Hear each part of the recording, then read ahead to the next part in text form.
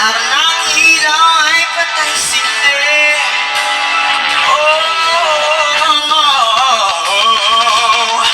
Simulan na natin ang istorya, kanyang makalit na kaibigan. Ernesto ang aking pangalan, kwentong dapat niyong malaman. Huwag nang mapula-pula, bakit ang nais natin ay malaman ng baho ng iba.